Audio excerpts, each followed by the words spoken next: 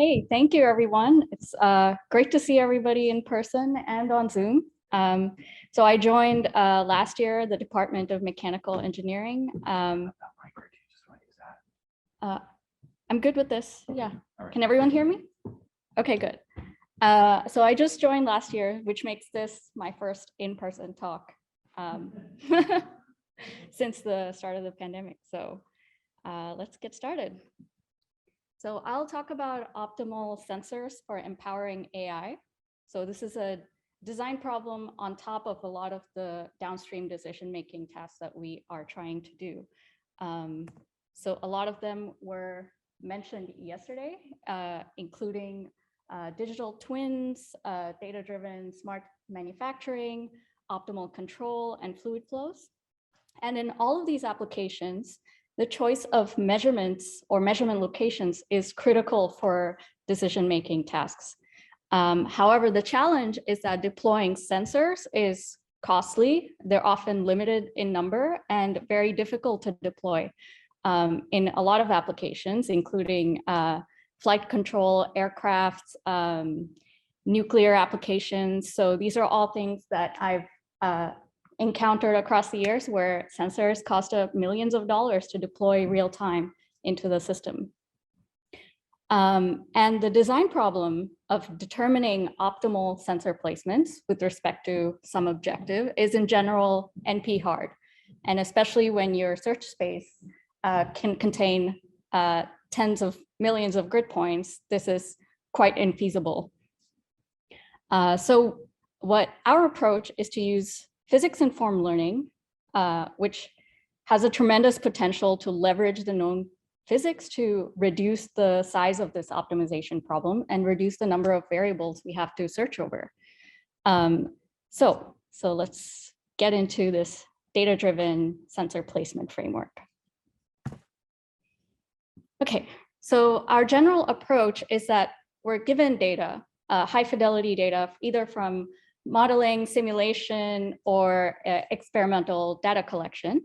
And using that, we can learn the dominant features and learn a representation basis that compresses this data representation and use that to optimize sensors for a variety of downstream tasks, including optimal control, forecasting, and inverse problems like reconstruction and imaging.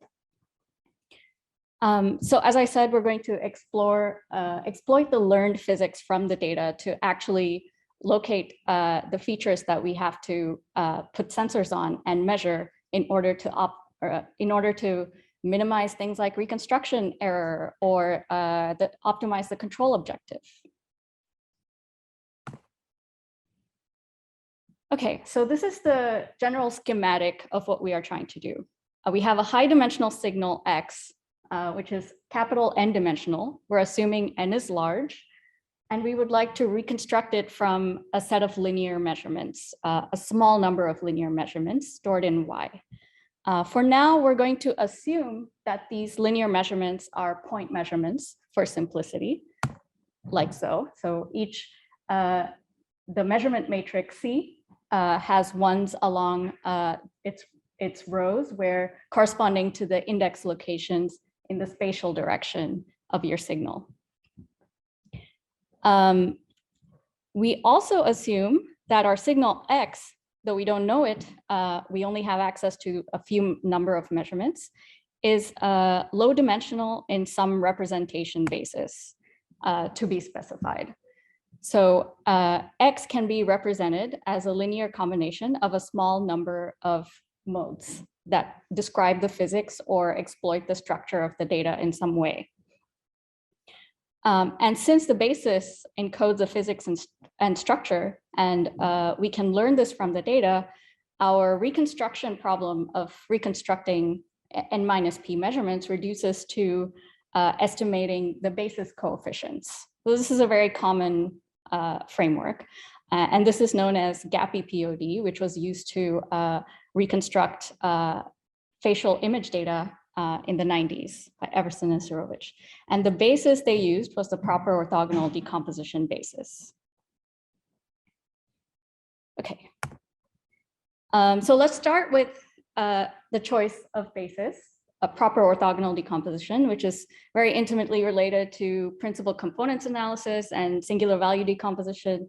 This is very standard in reduced order modeling, and many of you are familiar with it. So the idea is to represent X as a linear combination of R POD modes. And these modes encode the physical or spatial structure of the problem, and they have this interpretation as eigenvectors of the data covariance. In time-dependent data, the POD modes are the spatial modes, and the basis coefficients represent the temporal evolution. However, it also generalizes to static data like images, and as we should see, manufacturing data as well. But there are other choices of bases, and I'll describe them in a moment, such as robust PCA. Basically, this is a denoised version of PCA, dynamic mode decomposition, and Koopman-based methods, and balanced POD, which is a generalization of POD for control.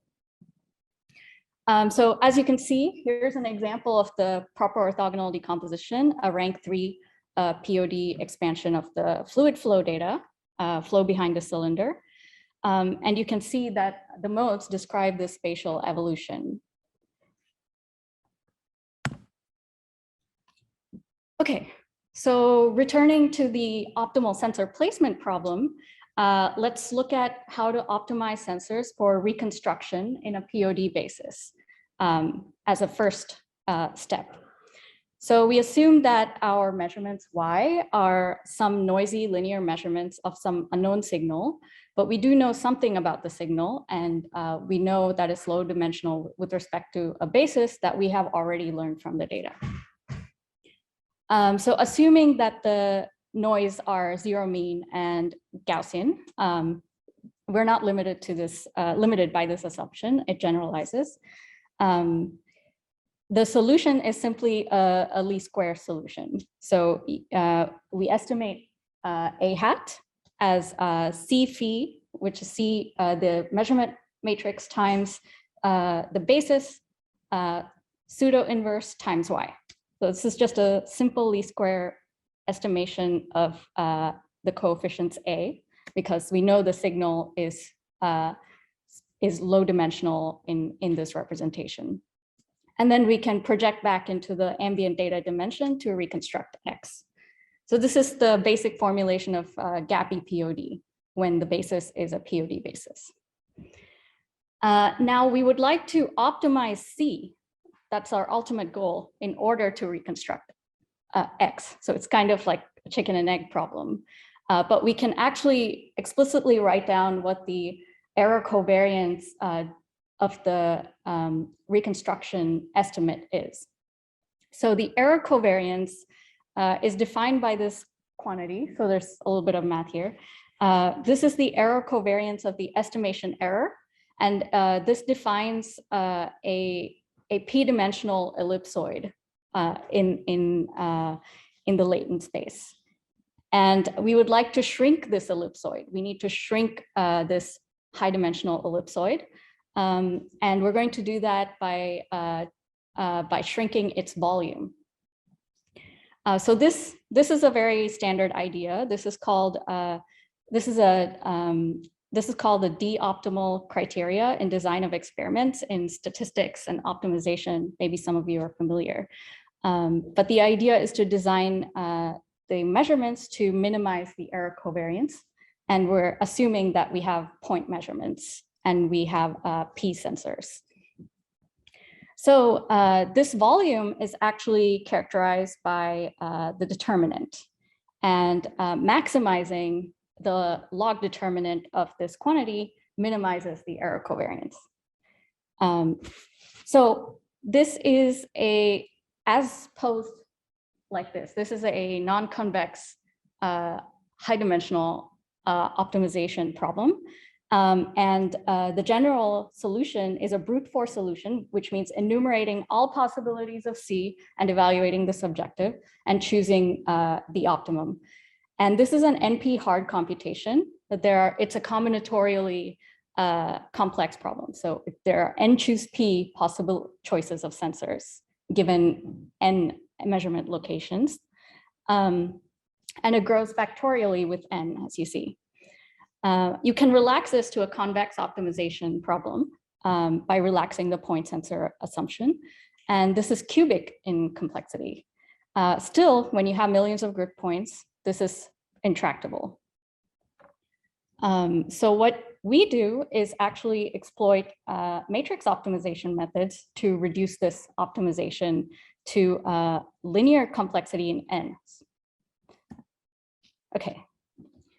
So what we do is submatrix optimization with QR pivoting. So we're exploiting existing techniques in numerical linear algebra that are well established and implemented in many scientific computing packages. And people have asked me what Q and R stand for. They stand for the names of the matrices in this factorization. So it's just an orthonormal matrix Q for triangular matrix R and a permutation matrix. The way this works is it introduces diagonally dominant structure in R. So the determinant simplifies and evaluates to the product of R's diagonal entries when you factor the matrix this way. And so when we input the basis into this QR pivoting procedure, what it does is it selects a spatial location with the maximum 2 norm, chooses it as its pivot, and swaps it with the first column. So that's our first sensor location, and update the orthonormal projection and the sensor matrix. And then it continues as follows with the greedy procedure until we select P sensors. And the minimum number of sensors we need to reconstruct is R, where R is the rank truncation of our POD basis. So we proceed as follows. We swap with the second column and update the diagonal entry in R. And at the end of this procedure, this determinant will be the product of those diagonal entries in that far right matrix. So this is a schematic of how this is greedily optimizing the determinant. So enough of the math. I'm going to show you some of the results and how general it is to many applications for reconstruction. So we'll start with the original motivation for Gappy POD, which is this eigenface data set. And we would like to reconstruct the data, the image from a sparse number of pixel samples. And as you can see, using the optimal QR sensors, which seem to cluster around the important features in the face, eyes, nose, and mouth, we can actually faithfully reconstruct the image with an approximately 10% sampling rate. Compared to reconstruction with random sensors, which is extremely ill-conditioned, you can see that we're not able to really recover the face with any sort of accuracy.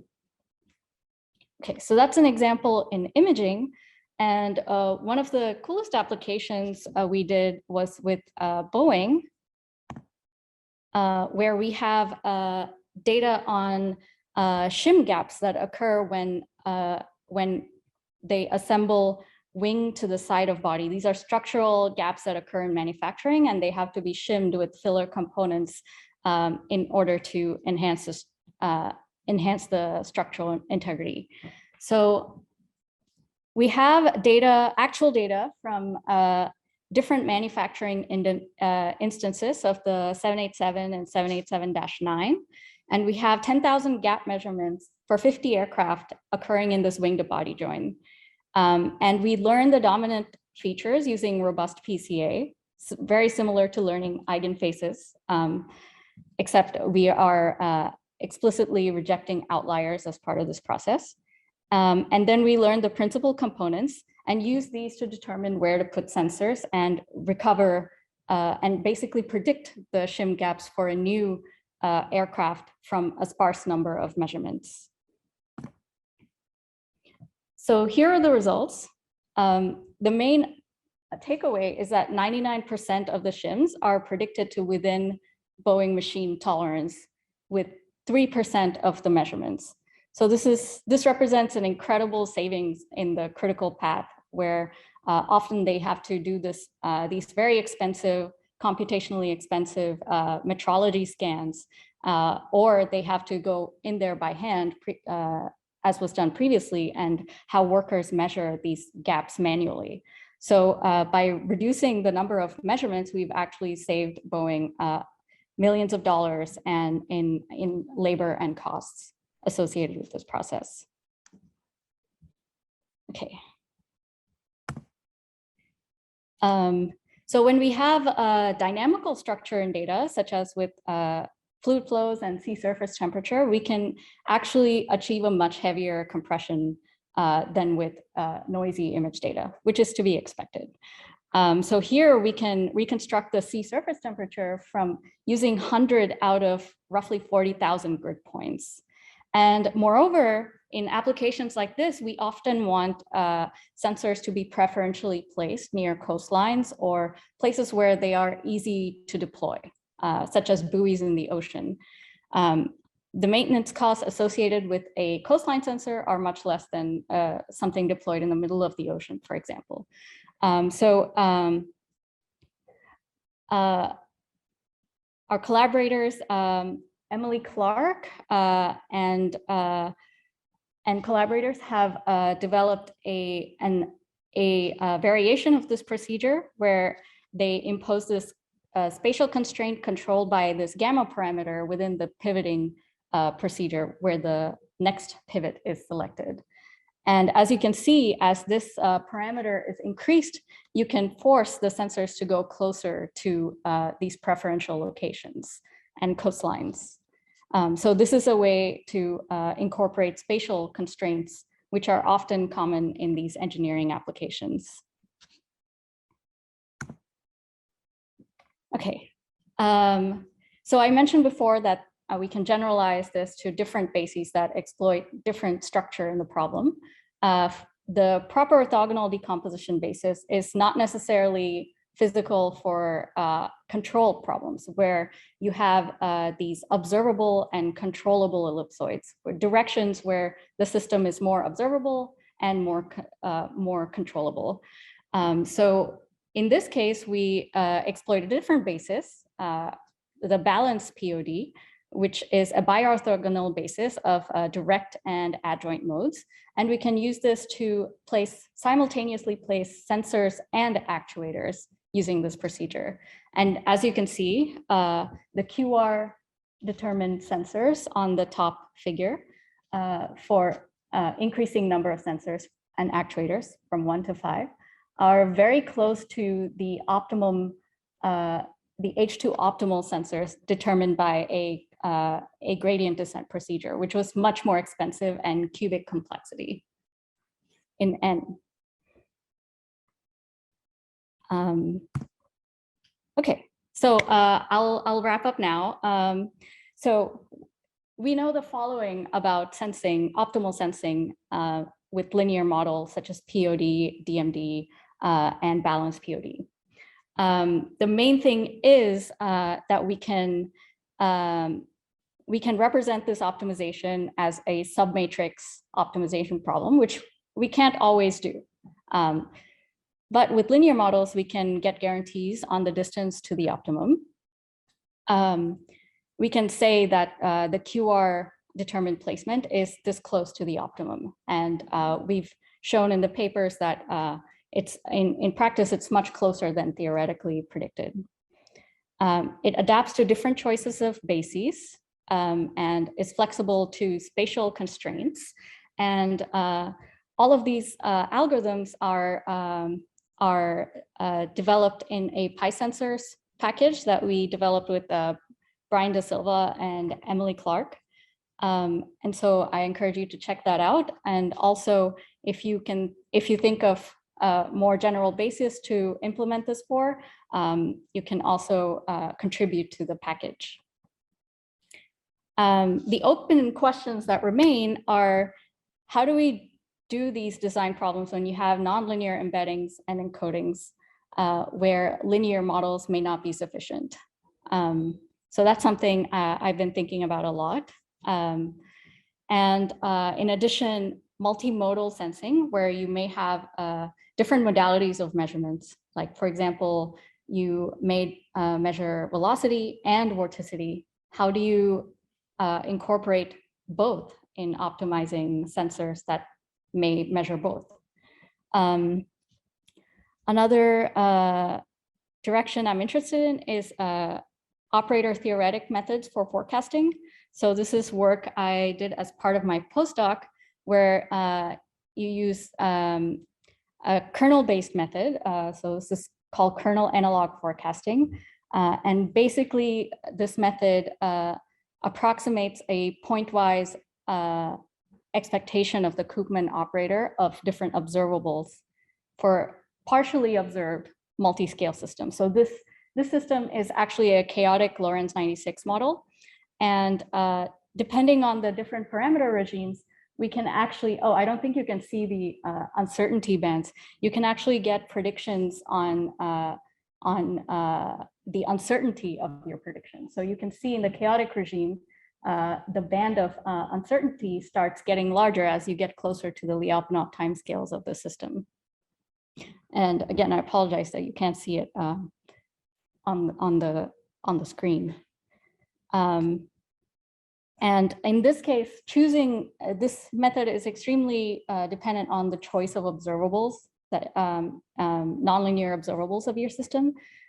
So this is another dimension to your sensor placement problem. And also, I'm interested in incorporating sensor redundancy into these algorithms in cases where there's sensor failure and so on. Okay, so I'll wrap up. There's also another interesting project I'm working on with Boeing. So we're collecting worker data of when they're performing hand layup of composites and tooling in aircraft manufacturing. And this procedure is known to cause repetitive strain injury if performed over long periods of time. And we're working on linking hand and body pose and applied context forces to ergonomic risk metrics using machine learning. And as you can see in this video, we have a combined spatiotemporal data set of these upper body and hand poses. And there's mathematical challenges in applying machine learning to this data. First of all, it's multi-scale, it's multimodal, and we need methods for simultaneous spatial and temporal feature extraction with these methods. So this is a cool new project. It's still going, the data collection in the study. I'm working on this with Anand Krishnan and Xingjian, who are the students on this project, and Ashish Banerjee in mechanical engineering, and also several technical fellows and ergonomists at Boeing on the bottom row. So I'm really excited about this project, and also different algorithms that we can use to analyze this data. And I'll end there.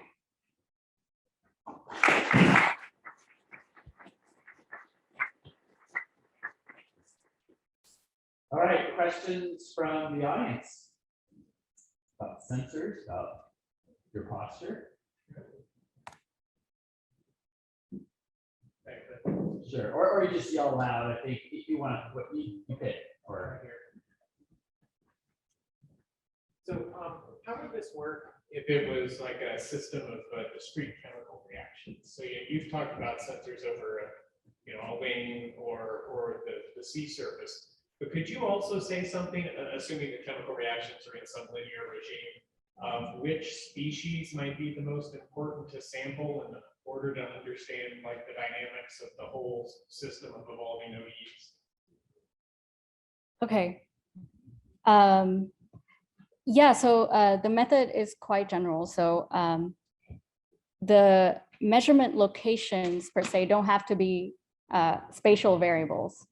They can be other variables. They could be variables that are part of a linear system of ODEs, and you can still select the driving forces. And what the fluid flow is basically just a discretized PD. So it becomes a system of ODs, and each measurement location corresponds to a variable in that system. So it generalizes to that. Yeah. Yeah. What assumptions do you make about, like, I guess, the noise model for the data itself? So, you know, fluid, for example, is very correlated with space and time. Right. So for now, we're just assuming zero mean IID noise. However, you can have different noise distributions, and this would just if you know the noise distribution, you can actually incorporate that into your QR pivoting algorithm. And this is something I worked on briefly at Caltech with Bamdad Hosseini, and we're still thinking about these problems.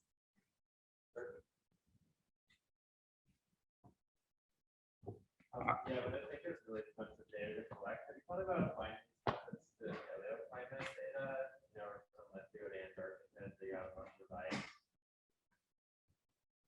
I haven't worked with sea ice data yet, but I have worked with these sea surface temperature data.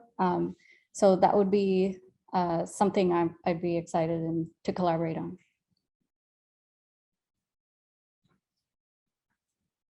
I'm curious about this motion practice system. Like, do you also practice in like as a video form and like move really fast and just walk off? When like shooting practice and stuff like that, or is it just more stationary like the application? So this one is a stationary application because we also need to measure the contact forces using these specialized gloves. But my collaborator, Ashish, has a video tracking app that basically, it's a different applications. I think it's analyzing postures of warehouse workers when they lift and carry objects. So that one's based on video. Yeah. One more question.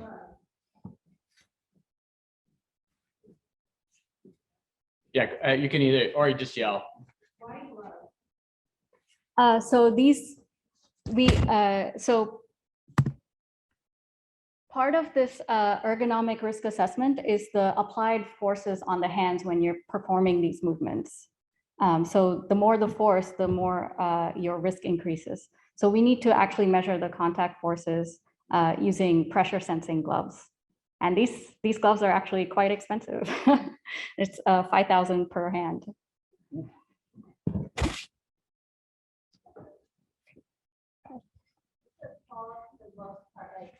There's a lot about ergonomic, it's not just the force applied on hand, right? So I wonder if you just do both estimation on the whole body, if it's already enough, like you can get information. This ergonomic assessment, this is an established metric. So there are 10 other steps in assessing ergonomic risk. So everything from back bend angle to risk bend to applied contact forces and loads are all built into this risk score, which is developed by ergonomists. So actually all of those play a role. And definitely if you apply more pressure when you perform these motions, it's more stressful on your hands. So both of them have to be synthesized. And that's why this data is multimodal and poses another challenge. Yeah. Jason, you have a question? We'll finish here.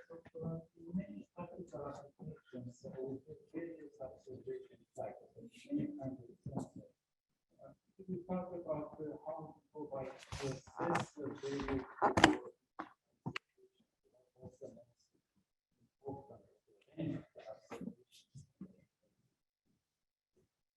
Yeah, so that's an important question. Like, what's more important? Is it the posture or the pressures? And